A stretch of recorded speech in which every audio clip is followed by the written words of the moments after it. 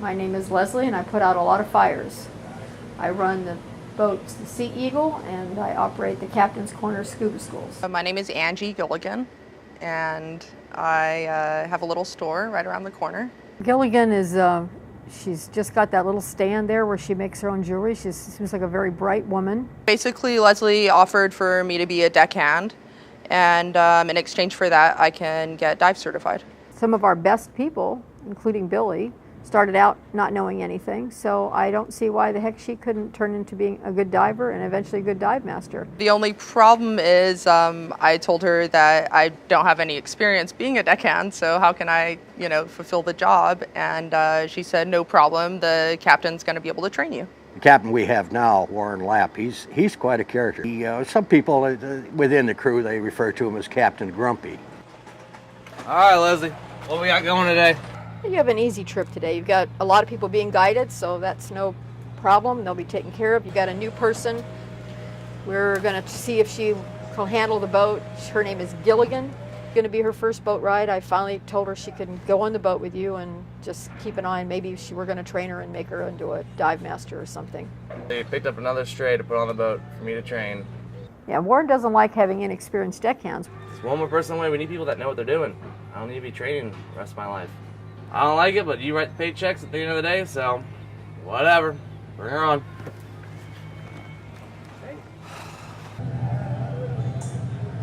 All right, guys, we got a fun day today. What's up? What's coming up? Leslie hired a new person. Okay. Never been on a boat before in their life. Why would they be? Gilligan. Gilligan. Interesting. Never been on a boat before. Well, that's nice. A little weird. Well, we're about ready to board. Have you seen Dwayne?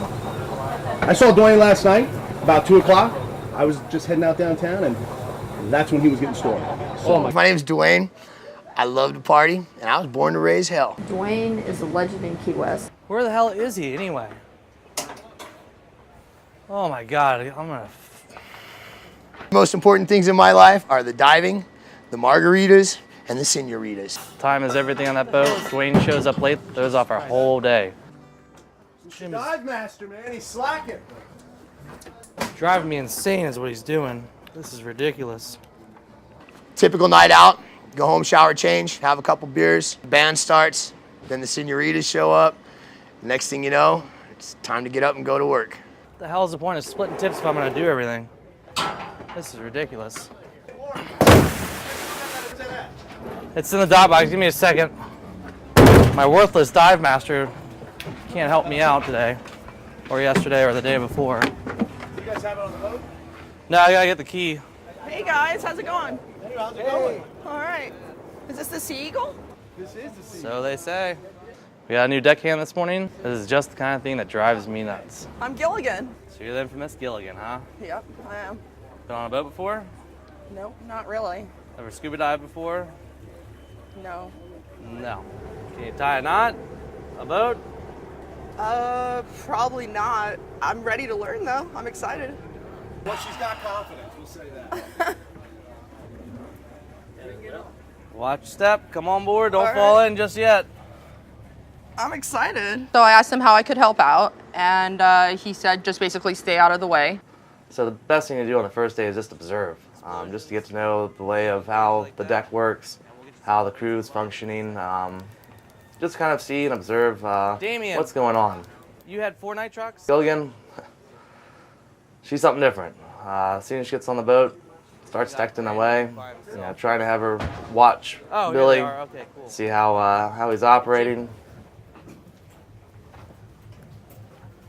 All right, sitting around texting already, huh? I just had to send one last message before we go. All right, good. Should work out good. Like to run a tight ship and on time. On top of that, I got a new deckhand, doesn't have a clue. He's in a rush, man. What can I tell you? He's on the clock, and happy hour starts. He wants to be there. Hold the boat! All right. Hold the boat! Hold the boat!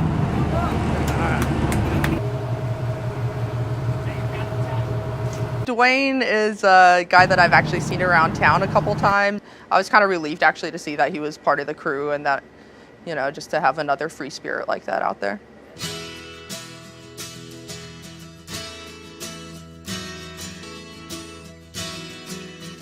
Clear.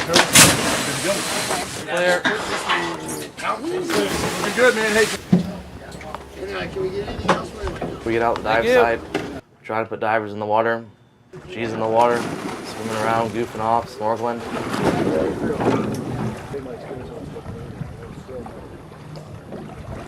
Thanks, Leslie. She's a big help.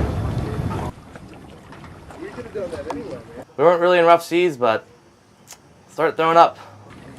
I don't know. Maybe I'm okay. No, you're not. You know, if you can't have your sea legs half an hour in, it's going to be a quite a long journey for you. Just looking at you makes me want to puke. Warren gets kind of stern sometimes, but he is very conscious of the responsibility that he's been given. And that is taking people out, bringing them back safe, and showing them a good time. So the deck's in about 100 feet of water. All you're diving today will be 100 feet and up. Not much past 100 feet to sea other than sand and narcosis. Also, there's over 5,000 apartments inside this wreck. So that means no penetration inside of the wreck. Like I said, 5,000 apartments, we might be looking for you for a day or two. Anything and everything can go wrong out here. It is not our environment, and that can turn hostile on you real quick. You never know what your day is going to be like, and We have to deal with the environment, the weather, the wind, people that are not in good shape diving. They get out of breath, they get fatigued, they get blown off the site. Just the other day, I did a rescue. Guy surfaced 500 yards from the boat. By the time I got out to him, we were about 700 yards. There was no coming back on that current. A squall could come up out of nowhere. We could have 40, 50 mile an hour winds and 5-foot seas in a matter of, a few minutes. The animals that cause us the most trouble out there are probably jellyfish. That's the one that, the Portuguese man o' war, or the one that got me, the sea wasp. They'll put you in the hospital straight up. And even if you're not allergic to them, you're going to the hospital. And if you're allergic to them, you are going to ICU. That's all there is to it. people getting lost in the wreck. Luckily, I've seen them and got them out of there. I've had the Coast Guard come over and get people off that have their wetsuit being too tight and they constrain their breathing. I've had people get seasick into a heart attack. Unfortunately, I've had one guy die on me. Done CPR on him for 45 minutes. He doesn't come back. That's unfortunate. You know, engine troubles. You know, we end up blowing a water pump, fuel pump, anything motorized, you know it can break, and 90% of the time it's without warning. So, you know, people have panic situations. You know, it's scuba diving's, you know, in the beginning, it's an unnatural thing you're doing. You know, you have your face covered, you're breathing dry, compressed air. It's not a natural thing for people to do. The essence of being a dive master is understanding all those hazards. Taking that situation and looking at the people you got and trying to figure out a way to take those hazards, that objective, and these people, bring them all together in a very comfortable way to be in, make everybody have a good time and bring everybody home. That's our goal every day. And some days it's easy, some days it's tough. We say, brother, ready to rock and roll? Yeah. Let's do this.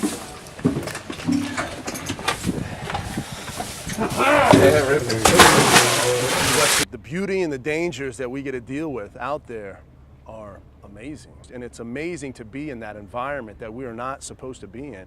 It's almost like going to the moon. It's one of the greatest things you could possibly do on this planet. And I'm just happy that I get to be a part of that. It's life.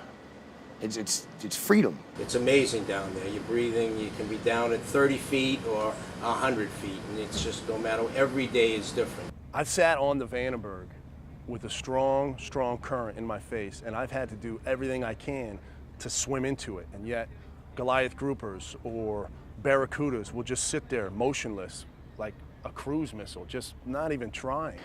Teaching these classes, that's watching these people learn this. It's just, you can't explain, it's very hard to explain how I feel about diving other than it's my life, it's what I do.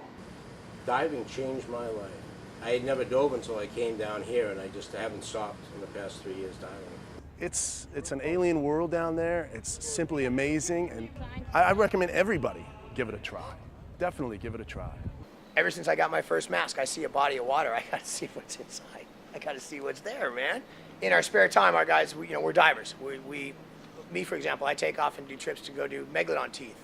I was on an actual treasure hunt in November. Eric's big on spearfishing. That's his thing. If he's not working, he's killing something. A lot of the guys like to do just basic exploration, looking for new wrecks. This is the Florida Keys. There's shipwrecks all over the place. Key West, of course, is known as a treasure capital. We have had some success. And we got sunken cities, places like Port Royal. You've got Alexandria in Egypt, where 70% of this planet is covered by water. Over 75% of all the gold ever pulled out of this planet is on the bottom of the seafloor. If that's not incentive enough to go exploring, man, I don't know what is. As a diver, we're always, even in our spare time, man, we're out, we're looking for that treasure. We're looking for those sunken cities. We're looking to get famous, to be the guy that found that. That's what we're all after. And that's the essence of being a diver. That's what we do.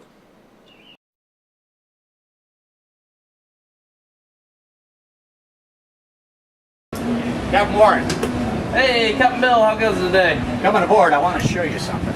All right.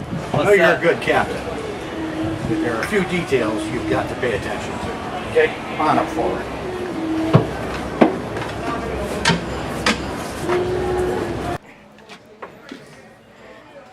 You're a good technician and a damn good captain, but it's the details that make the difference of whether customers are going to come back. They're going to remember the worst about a boat, not the best.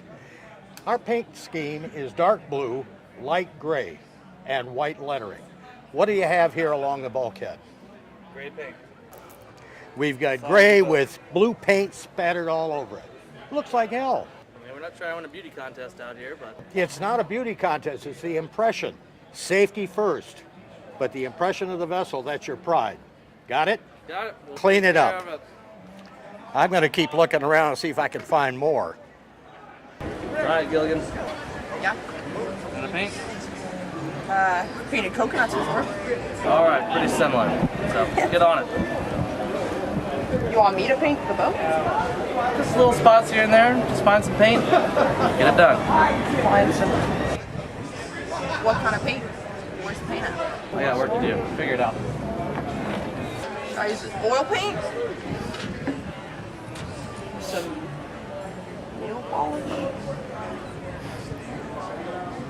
Warren. Warren! I got some oil paint.